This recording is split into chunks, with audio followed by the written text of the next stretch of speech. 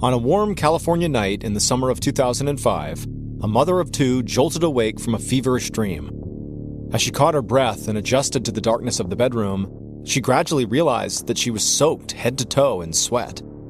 She tried to wipe her face dry, but her arm felt too heavy to lift. Eventually she managed, but the exertion left her dizzy.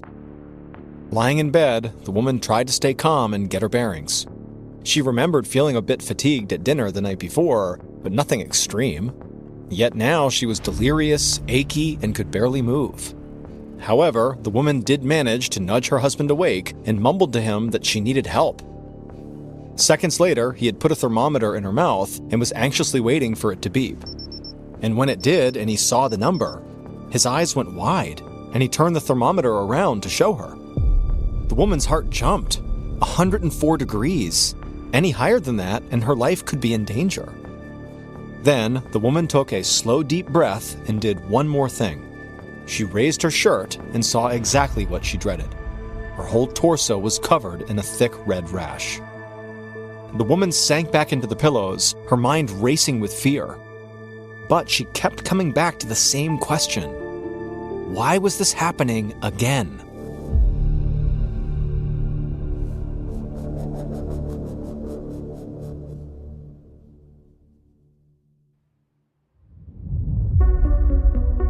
From Ballin Studios and Wondery, I'm Mr. Ballin, and this is Mr. Ballen's Medical Mysteries, where every week we will explore a new baffling mystery originating from the one place we all can't escape, our own bodies. So, if you like today's story, the next time the follow button wraps up their Ironman triathlon race and just wants to take a hot shower, be sure to deplete their entire hot water supply right before.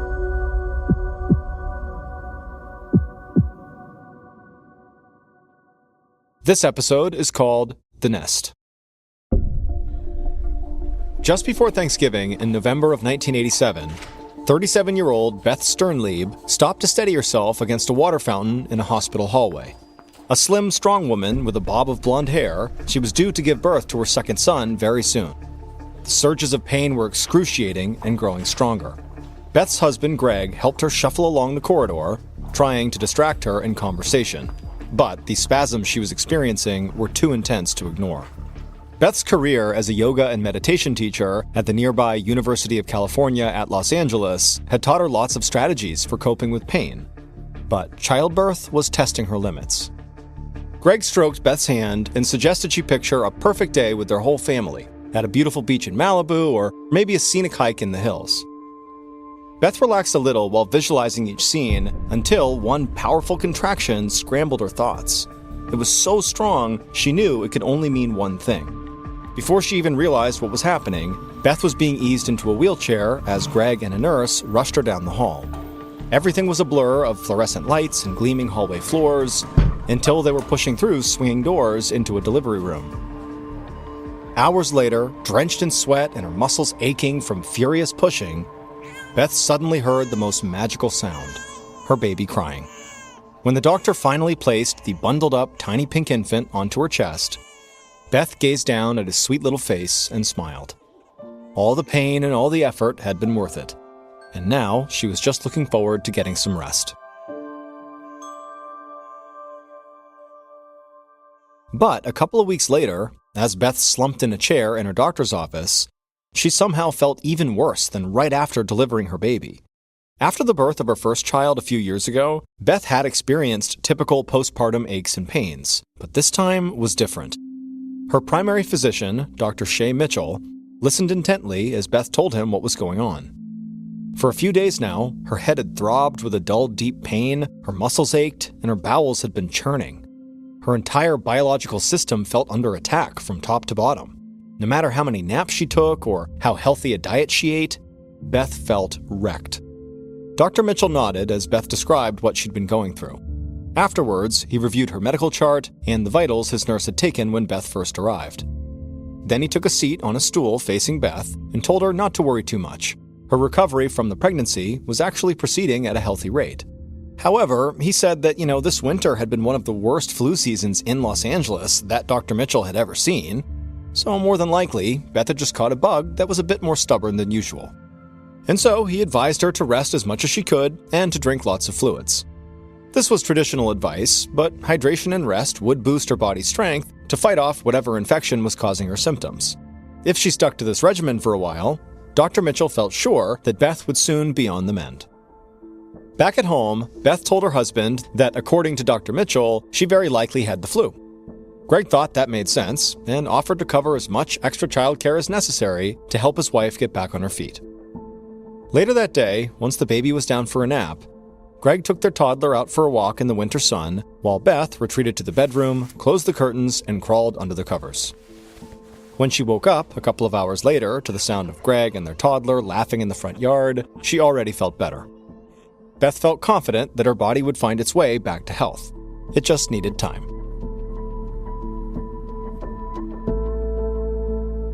But one afternoon, 6 months later, after a long shift at the UCLA Meditation Center, Beth felt unusually drained and went to rest in her office. Her postpartum flu-like sickness was long gone, but she'd been feeling run down the past couple of days. Around mid-morning, a headache had crept in and never left. By mid-afternoon, her body felt sore and limp, and she couldn't focus. Sitting in her office chair, Beth rested her head on the desk and rubbed her stomach, trying her best to ease the pain in her gut. As she did, she lifted her shirt and noticed something. A scattering of tiny dots all over her torso. Fortunately, they didn't itch or sting, but they were odd and new, which worried her. Later that night, Beth checked her stomach again before getting into the shower. And to her shock, the dots had multiplied and spread. Now her entire stomach was a solid block of red, like a really bad sunburn. Beth decided it was definitely time to make another appointment with Dr. Mitchell.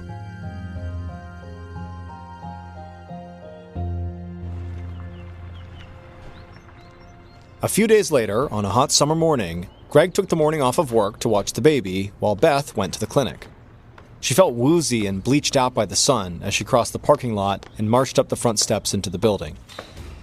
Once inside of Dr. Mitchell's office, Beth raised her shirt to show him the thick red splotch across her stomach.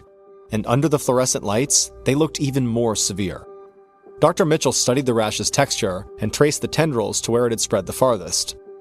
After a few moments, he stood back and shook his head.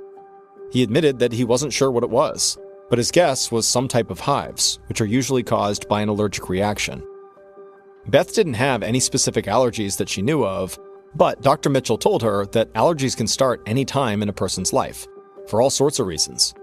Dr. Mitchell also said it was possible that Beth might have an autoimmune disease like psoriasis, which can cause severe rashes. He explained that autoimmune diseases are basically like the body having an allergic reaction to itself. Dr. Mitchell wrote down the name and number of a colleague who specialized in autoimmune disorders and gave it to Beth. If anybody could find out what was going on with her skin, it would be him. But unfortunately, it wasn't that simple. Early the next week, Beth made an appointment with the doctor, had blood drawn for multiple tests, then waited several days for a response. But when the call finally came, the doctor had disappointing news. All the tests were inconclusive. He told Beth that her results suggested the presence of some sort of autoimmune disorder, but there was not enough data to determine anything more specific.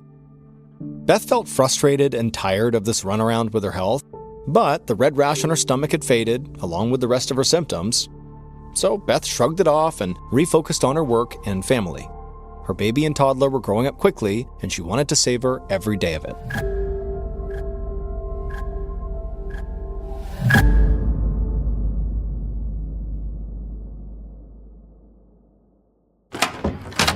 One spring morning, about 4 years later, Beth's bedroom door burst open as both her kids tumbled onto the bed, hungry for breakfast. Her oldest was in elementary school, and her youngest was almost in kindergarten. Greg play wrestled with both of them as Beth slipped out of bed and went into the kitchen to start the coffee. But as she did, she noticed her head felt hazy. Last night, Greg had arranged a dinner party to celebrate Beth's return from a work trip, so they had stayed up late drinking wine and socializing. Now she felt like she was paying for it. As the coffee brewed, Beth rubbed her temples and pictured the long, busy workday ahead of her. Her kids seemed to have more energy every day, so juggling motherhood with a full-time job was not getting any easier. and having a slight hangover made it even worse. After feeding the kids breakfast, Beth got dressed and went to the bathroom to freshen up. Standing in front of the mirror, something familiar caught her eye. A rash of tiny red dots across her stomach. Beth's heart sank. The rash and the accompanying sickness came back a few times every year. But it had been about 6 months since the last time, so Beth had hoped that this time it might be gone for good. Later that morning, Beth was in the middle of a meditation class when her stomach lurched. She told her students to continue without her, and then she rushed to the bathroom. That day, all her familiar symptoms returned: the headache, the muscular pains, and the cramps. As she drove home through rush hour traffic after work, Beth felt overwhelmed and defeated. All her life, she had considered herself blessed to be a naturally healthy person. But something had changed after her second pregnancy. She still didn't understand what it was, but it was clear that this sickness, whatever it was, wasn't going away anytime soon. That night after dinner, Beth discussed the situation with Greg.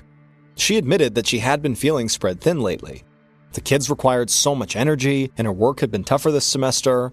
But, even so, Beth was confused how stress alone could be responsible for her recurring symptoms. Feeling generally run down was totally normal for any working parent, but pounding headaches and diarrhea and mysterious rashes were not. While Greg washed the dishes, Beth went to their bedroom to meditate. Sitting in the lotus position on her yoga mat with candles lit, Beth tried to block out stressful thoughts. She focused on breathing evenly, letting her body settle into a sense of calm. But worries kept nagging her, that these symptoms would keep coming back forever, and they would get worse as she got older, and maybe one day she'd be too weak and tired to fight them off. Beth gave up on meditation, opened her eyes, blew out the candles, and climbed into bed. Greg came in later and sat next to her. He suggested that Beth call in sick tomorrow and spend the day looking for new doctors. There had to be some medical professional out there who could figure out what was going on with her. Beth was grateful to have such a supportive partner and agreed to Greg's suggestion. But the next day started a trend that would go on for years. Calling various clinics, talking to all sorts of doctors, taking tests, and waiting for results. Yet nobody was able to determine what was causing her symptoms, so her symptoms just kept on returning. Every 5 or 6 months, the illness would return and knock Beth out for a week and then subside. Gradually, Beth learned to coexist with it. She had no other choice. Then came the summer of 2005. One hot day in late August of that year, Beth crouched in the living room surrounded by boxes, helping her son finish packing for college. It felt joyous and surreal, but also sad. Her youngest was now 18 and leaving the next morning to move into his freshman dorm.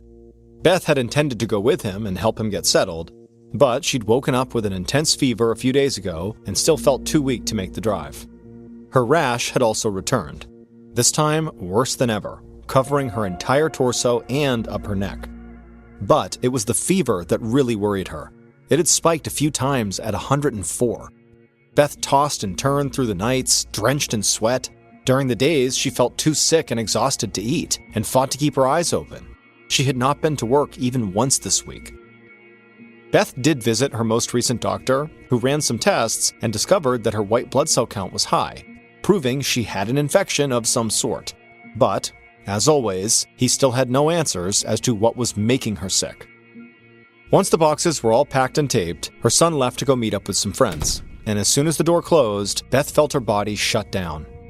She always tried to put on a brave face in front of her kids, but inside, she was losing it. Beth had been battling this sickness for 18 long years.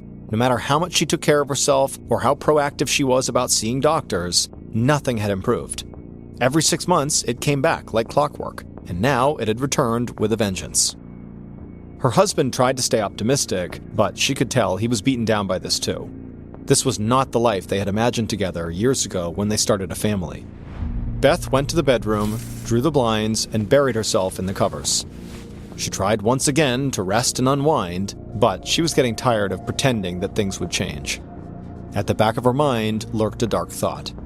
Was she doomed to live like this forever?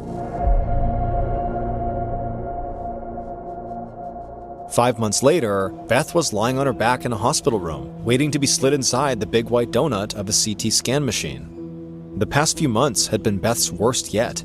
Her fatigue had intensified to the point that she had to arrange an indefinite leave of absence from work. Beth's job was her passion, and without it, she fell into a depression, spending entire days in bed or on the couch. She barely ate or left the house. Over a couple of months of this gloomy routine, Beth lost 15 pounds, which only made her weaker. But, despite all this, Beth was still a fighter. She hadn't given up hope of finding someone who could help. Her latest doctor, Dr. William Bruce, specialized in infectious diseases, and over the past month, he tested Beth for a number of possible causes for her sickness, including malaria, parasitic infections, autoimmune diseases, and even HIV and hepatitis. One by one, they were all ruled out. So now, Dr. Bruce had ordered a CT scan to see if Beth might have some sort of internal injury or intrusive growth. Once the CT scan machine was prepared, a nurse slid Beth into the center cavity and then left the room. Beth lay there and listened to the mechanical hum, letting her mind wander. She had been through too much at this point to let her hopes rise very high, but a part of her stayed optimistic. About 15 minutes later, the machine powered down and the nurse returned and wheeled Beth out. A few minutes after that, Dr. Bruce entered and told Beth he would call her with the results as soon as they were ready, most likely in a day or two. The next 48 hours seemed to crawl by until finally, early one afternoon, while Beth sat on the couch under a blanket, her phone rang. It was the hospital. Her CT scan results had come in. Beth listened tensely as a nurse explained that the doctor had discovered 8 fibroids in her uterus. Now, by itself, that was not so shocking. Small uterine fibroids are common in women over 40, and they're very rarely cancerous. But one of Beth's fibroids was abnormally large, which could spell trouble. Fibroids tend to swell when they lose their blood supply and begin to die, which can lead to complications. The hospital gave Beth the phone number of a gynecologist, Dr. Jessica Schneider. They recommended that she call Dr. Schneider first thing in the morning to treat the issue. Beth promised she would, hung up, and went to tell her husband. Beth wasn't sure what to make of all this news yet, but she couldn't help but feel optimistic about the discovery. Was this really it? Was this the source of 18 years of sickness?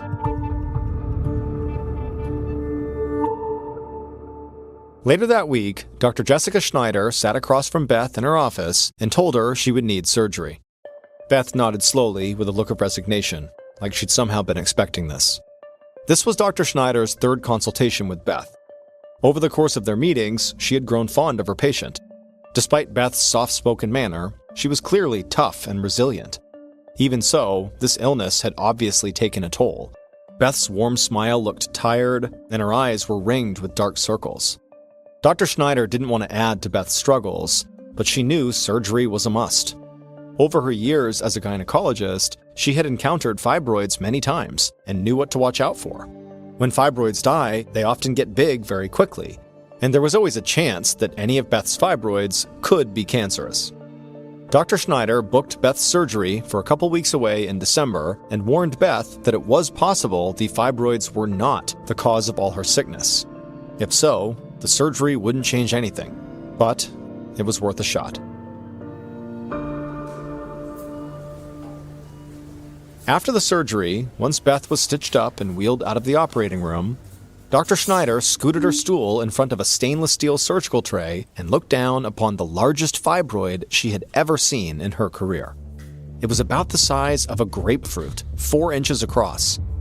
Dr. Schneider shook her head in shock as she thought of Beth carrying that enormous thing around inside of her.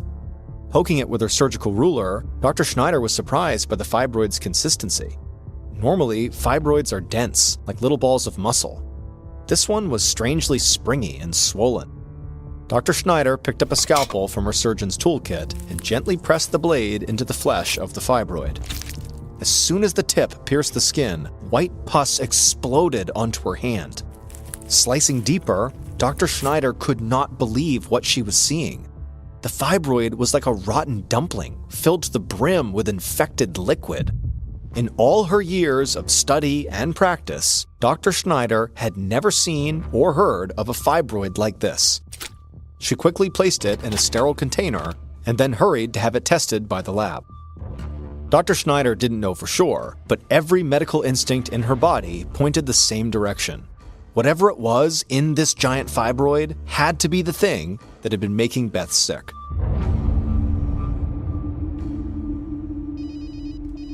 Days later, Dr. Schneider's phone rang with the report she had been waiting for, and with it, the explanation for Beth's long illness. Beth's fibroid was not cancerous, but it had been incredibly bad for her. The pus inside of Beth's fibroid was absolutely teeming with an unidentified strain of Salmonella bacteria. And, as far as the lab could tell, this Salmonella had been festering inside of Beth for a long time. Possibly as far back as 1987, when Beth gave birth to her second child. For 18 years, Beth had been suffering from a simmering Salmonella infection that sometimes boiled over and caused her terrible cramps, rashes, and all the other debilitating symptoms. With the source of the infection removed, Beth's body could finally recover. Now, only one final question remained. How had she contracted the bacteria? Several months later, Beth was at home when there was a knock at the door. She opened it to find a public health nurse bearing unusual news. The hospital had kept testing the Salmonella from Beth's fibroid, searching for a match, until they finally found one. Hers was not the Salmonella commonly found in contaminated or undercooked food, but instead was a Salmonella strain only found in reptiles. Beth was blown away. Her kids had never once owned a pet reptile, and as far as she knew, there had never been a reptile in their house before. She had no idea how anyone in her family would have even been around one. Though Beth never got an official explanation for how she caught this reptilian strain of Salmonella, her doctors suspected that she contracted it while in the hospital for the birth of her second child. All it would have taken is one employee or patient with a pet turtle or frog or lizard who didn't properly wash their hands to touch something that Beth later touched as well. A doorknob, a railing, a water fountain. After that, the disease took shelter in a uterine fibroid where it would periodically escape into her bloodstream, causing her repeated bouts of illness. After her surgery, Beth never suffered from another episode of her terrible rash or other symptoms ever again. She returned to teaching mindfulness and yoga full-time with a deeper appreciation for health than ever before.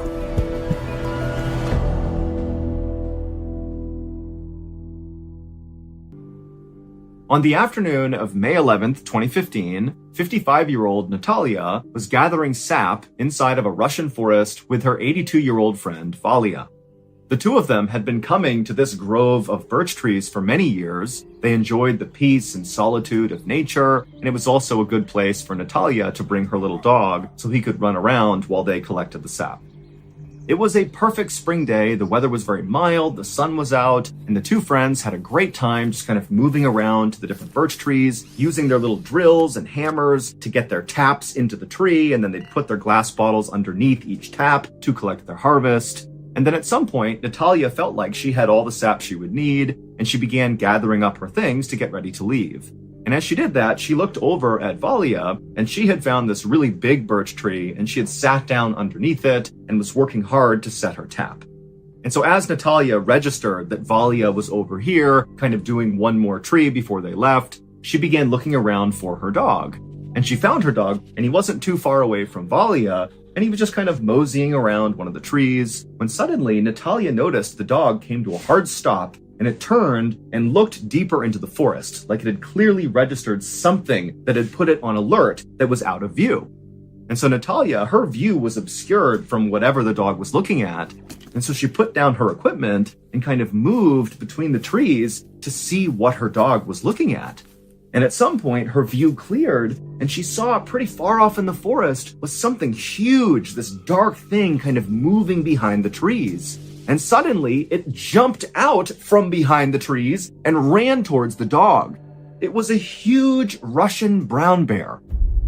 And so totally horrified, Natalia's watching this bear charge her dog. She looks over, she sees Valia, who's pretty hard of hearing, is sitting with her back to this bear and the dog, still just working on this tree. And Natalia's just frozen for a moment, having no idea what to do. And then instinct suddenly took over, and Natalia just turned and began running away, leaving Valia and leaving the dog. But after only running several paces, she stopped and turned around and saw the bear is still trying to attack the dog, but the dog is standing its ground and barking at the bear, which is kind of causing it to back up and be a little unsure of itself, even though this dog is so much smaller. And still Valia is not reacting at all. She has not heard the bear, the dog, nothing.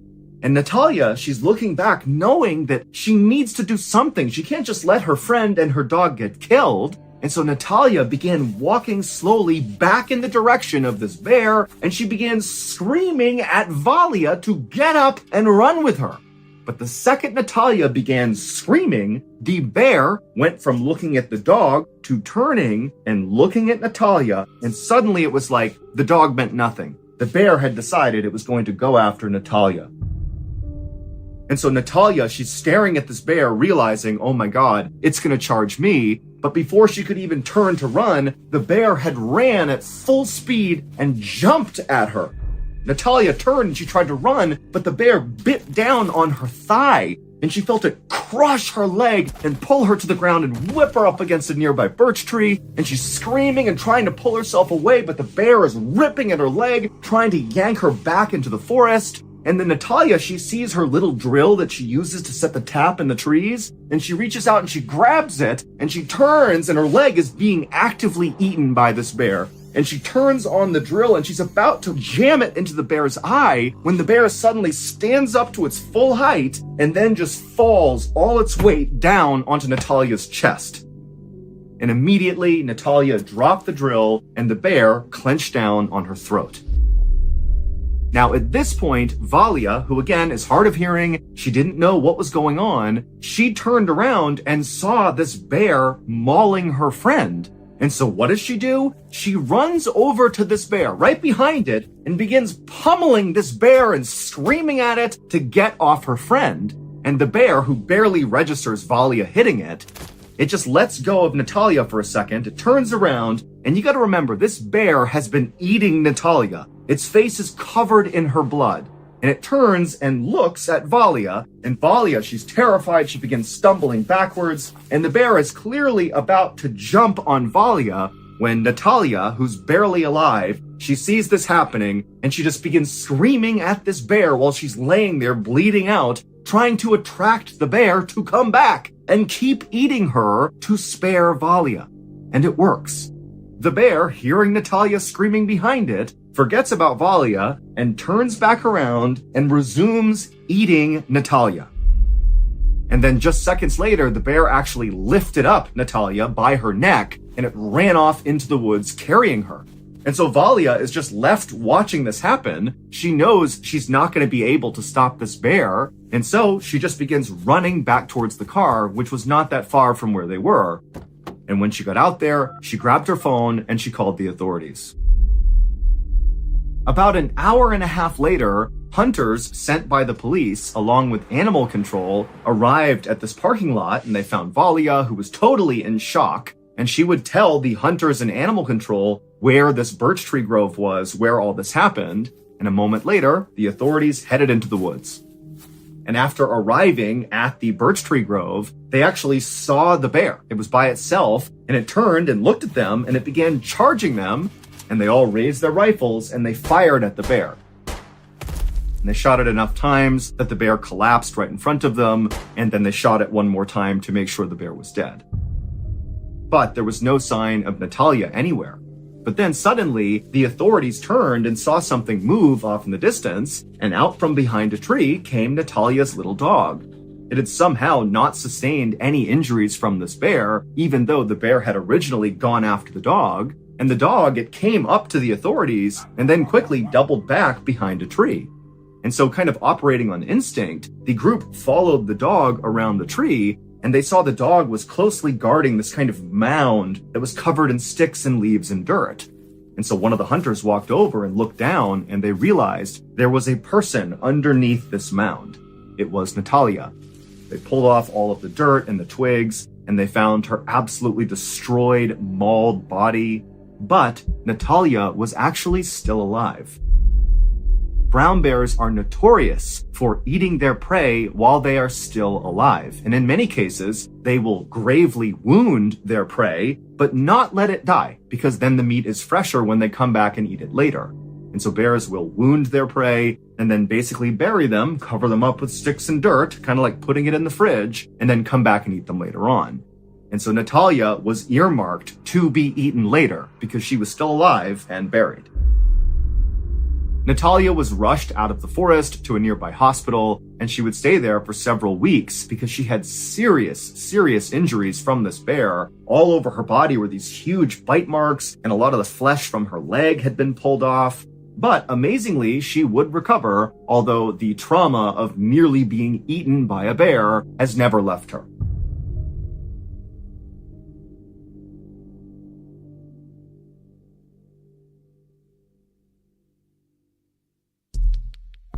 Our next story is called Grizzly Man.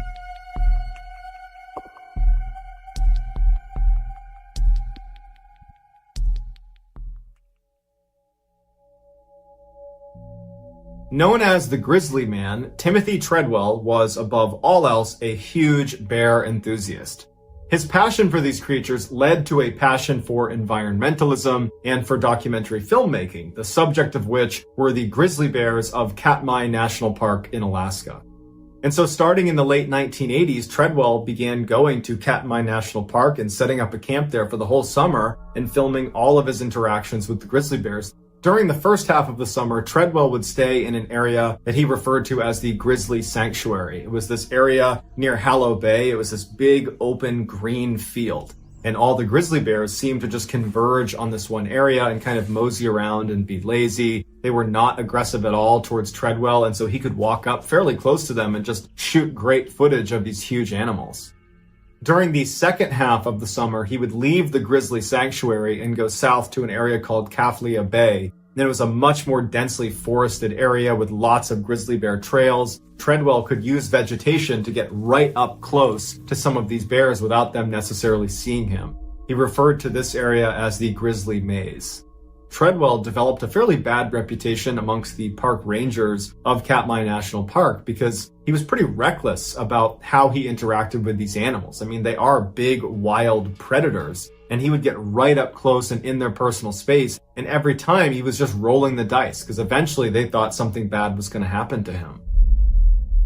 Treadwell believed he was taking every precaution and that what he was doing was safe.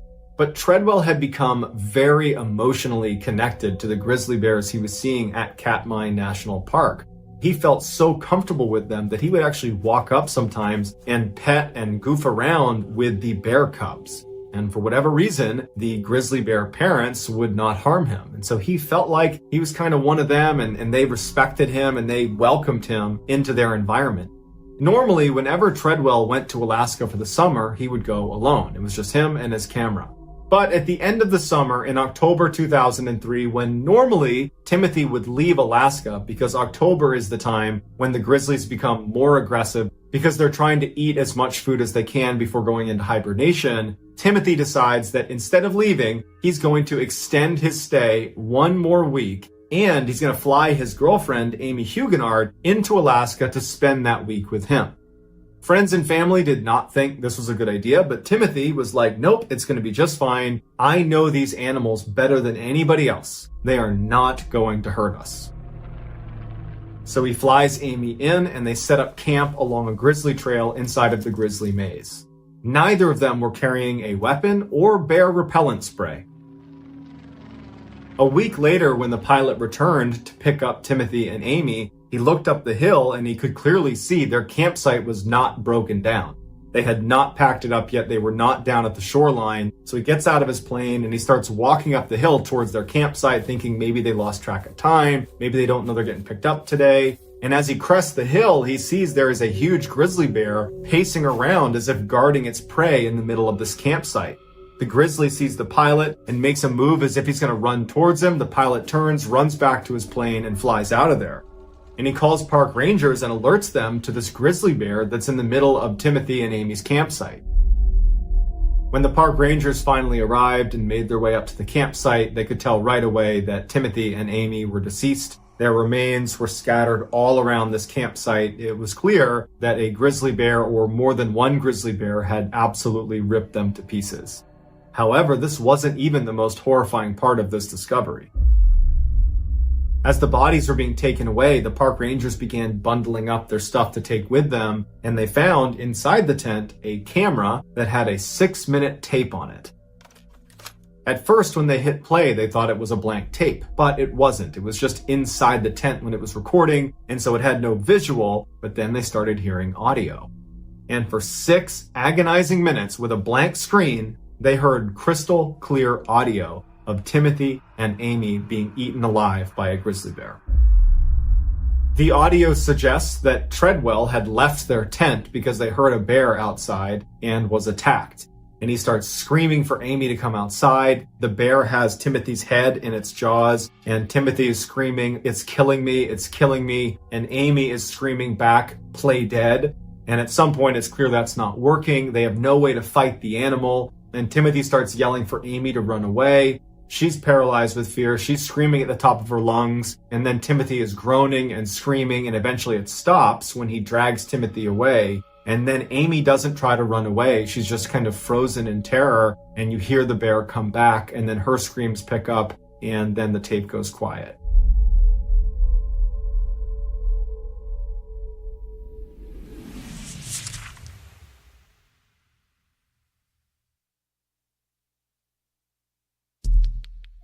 The next and final story of today's episode is called Exposure.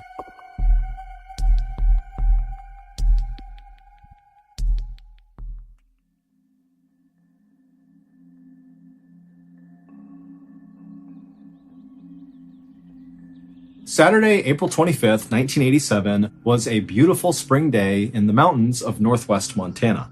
It was exactly the kind of day that 40-year-old Charles Gibbs and his wife Glenda had been waiting for months. The sky was clear, the sun was bright, and the breeze was warm. And so, at around 9 a.m. that morning, Charles and Glenda had a quick breakfast inside of their house in the rural city of Libby, and then they started stuffing their backpacks full of their hiking equipment. Charles and Glenda were going to go to Glacier National Park, which is a 1 million acre wilderness preserve with alpine meadows, forests, rivers, and lakes that are so bright and crystal blue, they almost look like they're glowing. The park is ringed by snow-covered mountains, and it's dotted with glaciers, which are huge masses of pure ice that jut up out of the rock and make you feel like you've stumbled onto some ancient frozen planet. The park is actually so otherworldly that when Hollywood producers were looking for a location to shoot the heaven scene in the big movie What Dreams May Come, they chose Glacier National Park as their location. And for Charles and Glenda, this place practically was heaven. It was the place they went all the time to go hiking, especially on beautiful sunny spring days. After packing all of their gear, Charles and Glenda made their way out the front door and began heading to their car, when as they were walking, Charles suddenly stopped short, shook his head, turned around, and ran back inside the house. When he came back out again, he was carrying his camera bag, and so he ran over to the car, he sat down in the driver's seat, and he grinned at his wife, and he held up the bag, and he said, "Now we're ready." Both Charles and Glenda worked for the public schools in Libby. Glenda was an elementary school teacher, and Charles drove a school bus. But like a lot of people who lived in Montana, their real passion was the outdoors. And for Charles specifically, his real passion was wildlife photography. He was actually a pretty accomplished amateur photographer. He'd had a couple of photo exhibits locally, and he'd gotten a few of his pictures published in the local newspaper. But what Charles really wanted to do with his photography was get one of his wildlife pictures published in a weekly publication called the Hungry Horse News. The Hungry Horse News was a tiny publication, but they had won a Pulitzer Prize, which is the highest award for American journalism. And the Hungry Horse News was famous for its nature photography. Charles had been submitting his work for years to the Hungry Horse News, but the editor kept rejecting them, telling Charles that his photos were totally beautiful, but they weren't dynamic enough. Nothing was happening in these photos. And so that morning, on the couple's drive to Glacier National Park, Charles began talking out loud to Glenda about what strategy he was going to use for his photographs during their hike. What route they were going to be on and what was the best angle to take certain pictures. And as Glenda listened to Charles, she just smiled to herself because it was like no matter how many times Charles got shot down by the Hungry Horse News, she knew he was never going to give up. And so she loved his determination and just unflappable attitude about his craft. At around 11 a.m., Charles and Glenda pulled off the highway and began heading towards the trailhead where they would start their hike that day, which was located at the base of Elk Mountain on the southern border of the park. The route they had chosen for that day was not one of the most popular at the park. And the reason for that was the trail was really steep, and in certain parts of it, it was fairly overgrown. And so really only the most hardcore hikers would go up this trail, of which there weren't that many. And so Charles and Glenda were used to being on this trail and seeing no one. But they preferred it that way. They loved being alone out in nature. Finally, they reached the gravel parking lot right at the trailhead, and Charles parked their car, and then he and Glenda hopped out. They grabbed their bags and then began walking on this trail. The first mile of this trail brought the couple out along an abandoned road and then over some railroad tracks and then out into this beautiful field full of white flowers. And then the trail really started to get difficult because it basically went straight up the side of a mountain. And as they walked up this really steep part of the trail, Charles was nonstop taking pictures of everything he saw. There were deer and mountain goats, and at some point the couple reached a clearing on this steep section where they could look down and see a lake, and they saw there were beavers hard at work building a dam. And so, of course, Charles got a picture of that too. Now, these were the days before digital photography, and so all these pictures that Charles was taking, he couldn't actually see. He needed to go home and develop the film to see if anything he took was worth keeping. But as Charles and Glenda continued their hike up this mountain, Charles was getting more and more excited about some of the shots he was getting. He felt like they were going to be really, really good, and Hungry Horse News was going to finally accept his work. The couple made it to the summit of this trail by early afternoon, and from up there, they had this beautiful panoramic view of all these jagged mountaintops that were covered in snow, separated by these huge valleys and prairies. And Charles and Glenda were the only ones up there, and so they had this unbelievable view all to themselves. And so the couple would eat the lunch that they brought with them while sitting on this rocky outcropping, kind of looking out over this stunning view. And then when they were done, they packed up their stuff and began heading back down because they knew they wanted to get off of this trail and out of the park before sundown. It was just about 5 p.m. when Charles and Glenda had reached the final slope of this steep section of the trail, and they were getting closer and closer to that big open field with the white flowers. And as they're going down this last section of steepness, Charles suddenly grabs Glenda and stops her and puts his fingers to his lips and then turns around and points behind him. Charles was visibly excited about whatever he was pointing at, but when Glenda looked in the direction he was pointing, she couldn't see anything, but she obviously knew that whatever he was pointing at, Charles wanted to take a picture of it. Now, Glenda, by this point, was really tired from the hiking and just wanted to go back to the car and go home. I mean, after all, Charles had taken dozens and dozens of pictures that day. Like, we don't need to get one more. And so Glenda would look at Charles impatiently, basically suggesting, like, come on, we can come back another time. But Charles didn't budge, and he looked at her like, please, I want to get one more photo. And so Glenda kind of did one of these and was like, okay. And Charles said, thank you, I'll meet you at the car.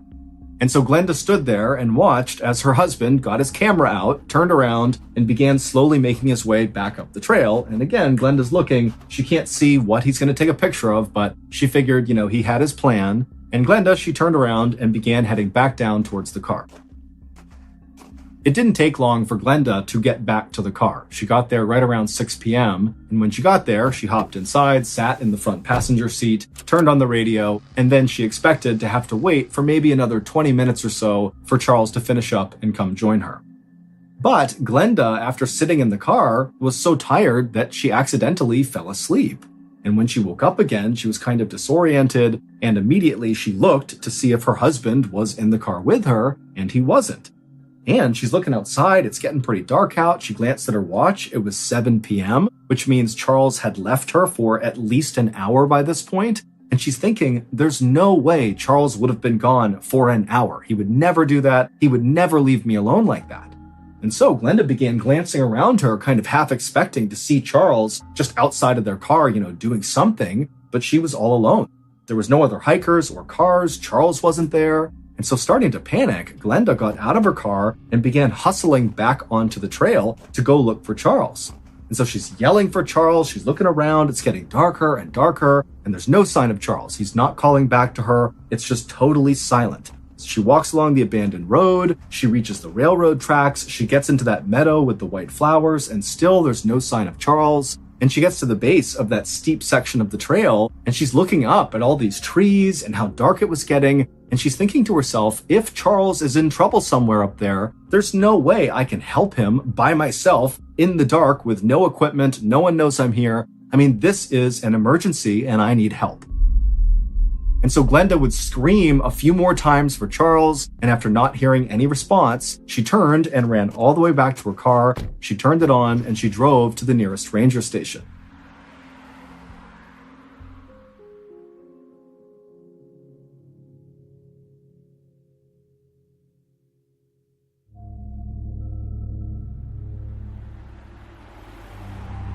When she got there, she ran inside and immediately told the ranger where her and Charles had been, which trail they were on, and where roughly they were on this trail when she had gone to the car and Charles had turned around and gone uphill to take a picture of something. And as Glenda told the ranger all these details about where they were inside of the park, he really started to look worried. And when Glenda was done explaining, he told her that, yes, we need to go right now and look for your husband, but I can't have you on that trail. It's too dangerous. And so this ranger had Glenda wait at the ranger station, and the ranger, by himself, headed back to the trailhead to go looking for Charles. And so the ranger, he gets to the trailhead, he hops out, he's got a rifle and a flashlight, and he begins walking along this trail, and by now, it's dark out. And so he's looking straight ahead with his flashlight and scanning side to side. He's calling out for Charles, and he's walking this trail. He gets all the way across the train tracks, through the meadow, and he gets to the steep section, and he actually begins going up this part of the trail until roughly the area where Glenda had described Charles going one way and her going back down. And when he got there, there was no sign of Charles, and so the ranger just took his rifle and fired 3 shots into the air, hoping that that might get Charles, if he was in the area, to hear him and call out or do something to indicate where he had gone. But after firing his gun, the ranger heard nothing. By this point, it was approaching midnight, it was totally pitch black outside, and the ranger knew that at this point, Charles was missing, and they really needed to organize a true search party to try to find him. But they would have to do that the next morning when they had light again. And so the ranger called out a few more times for Charles, and after not hearing anything, he reluctantly turned around and made his way back to his truck and drove back to the ranger station, where he would tell Glenda that he could not find her husband and they would now have to wait for sunrise. At sunrise the next morning, 20 searchers arrived at the trailhead where Charles and Glenda had been, and these searchers had dogs, and all the dogs had Charles's scent from some clothes that was in Glenda's car. And so this big search team very slowly and methodically began moving down this trail. And so they went across the abandoned road, over the train tracks, through the meadow with the white flowers. They got to the steep section of the trail, and they got all the way up to that point where Charles and Glenda had separated, and Charles had gone uphill to do whatever he was going to do. And it was at that point on the steep section that one of the searchers' dogs picked up Charles's scent and took off running uphill. And the searcher, whose dog this was, took off running after the dog. And the dog, it went up for a little while, up the steep rocky outcropping, and then it turned and began going down again until it reached a different meadow. So not the same one they walked through with the white flowers. This was farther away to the right. And in this meadow, the dog, who still very much had the scent, began to slow down, and it went straight for this tree. It was kind of a standalone tree right at the base of this steep section, and this tree had low hanging branches, maybe 5 feet off the ground. and the dog went right up to the tree, and then it stopped for a second, and the searcher by this point had caught up to the dog, and so he's looking at this tree, and he sees the ground looks really disturbed, and there's deep gouges in this tree, and then the dog went around this tree and sprinted another 50 feet or so, and then stopped, like it had found something. And when the searcher caught up to his dog, he looked down and he found what they feared the most. It was Charles, and he was deceased. His body was totally mangled, his arms and legs were eaten away, there were deep cuts and gouges all over his body, and there was a blood trail from Charles all the way back to this tree. Also, just a few feet from Charles's outstretched hand was a camera, Charles's camera.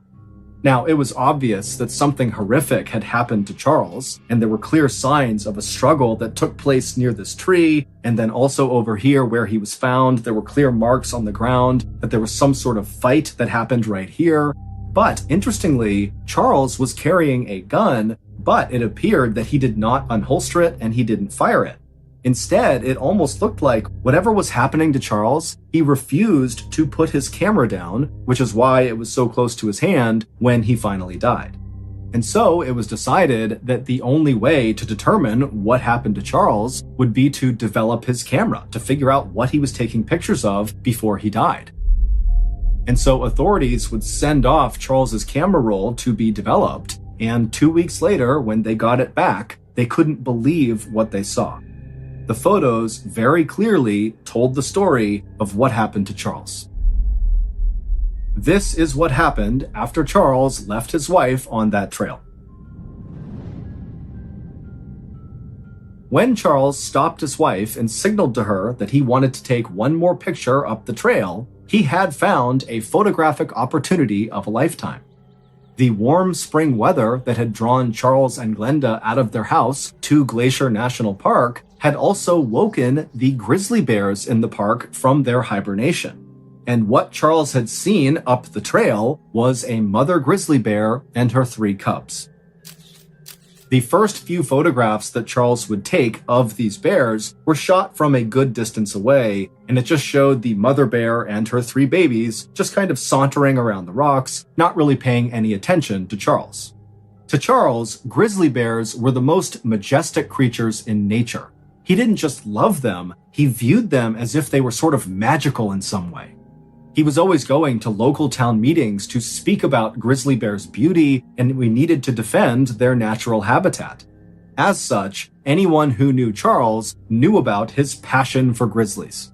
And while of course Charles knew that grizzly bears were dangerous, he also thought that the bears, who were very smart and sensitive, could sense his own very gentle and protective feelings towards them, and so if he was around them, they would never perceive him as a threat. Charles had taken some very good photos of other bears, black bears, but he had never taken what he called the definitive grizzly bear photo. And it was going to be this definitive grizzly photo of the mother and her 3 cubs that would finally get him a spot in the Hungry Horse News publication. As Charles took more and more photos of these bears, you could see in the photos that Charles was getting closer and closer and closer to this mother bear and her cubs. It was obvious that he was tracking them, even as the mother bear and the cubs were clearly trying to walk away from him.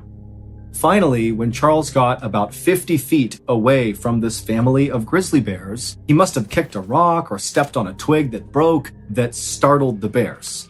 And so the second to last photo that Charles would take of this family shows the mother bear very clearly turning around to look at Charles, and she's making perfect eye contact with him, as is one of her cubs. Charles would take one more photo. And in this photo, you can see the bears are not just staring at Charles, they are running towards him. They are charging him. And it was likely after taking this photo that Charles realized the danger he was in. At this point, Charles tried to make a run for it by running down the side of this mountain. He got down to that tree with the low-hanging limbs, and he attempted to climb up into it, maybe hoping he could get one more picture of this bear if they would just leave him alone. But the mother bear and her cubs, they came charging down. They saw him up in the tree, and the mother bear began climbing into the tree, and she reached Charles. Now, she likely weighed about 400 pounds, and when mother grizzly bears are defending their young, They are absolutely merciless. And so she must have grabbed him or bit onto him and yanked him from the tree. And Charles somehow, after being pulled to the ground and getting slashed and bit by this bear, he managed to break away from her, as we can tell from the blood trail, and he made it about 50 feet away from this tree before the bear chased him down again, jumped on top of him, and killed him. When authorities figured out that Charles had managed to briefly get away from this mother grizzly bear and made it 50 feet away from her, they wondered why he hadn't pulled out his gun and shot at the bears to defend himself. But Charles's wife, Glenda, said it made perfect sense that Charles had not tried to harm this grizzly bear or her cubs. He loved grizzly bears, and he would never dream of leaving these 3 cubs without their mother. After Charles's death, the Rangers did not attempt to track down this bear and her cubs and do anything to the bears because they felt like the bears were just acting like bears and it was Charles who was in the wrong. And Charles's family and friends would say that is a decision that Charles would definitely support. Charles's photos of the grizzly bear family were published in the Hungry Horse News alongside an article about his death.